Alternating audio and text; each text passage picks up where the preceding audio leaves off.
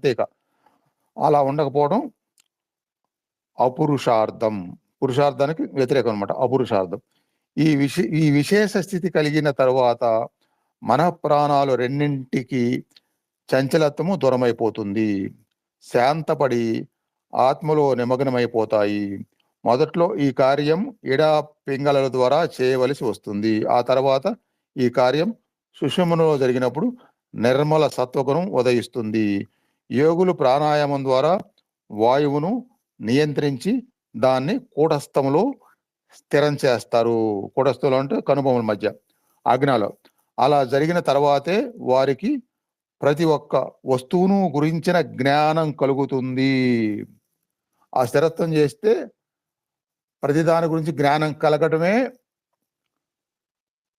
మీ పరిభాషలో, అంటే పామరుల జనాల పరిభాషలో మూడో కన్ను తెరుచుకోవటం.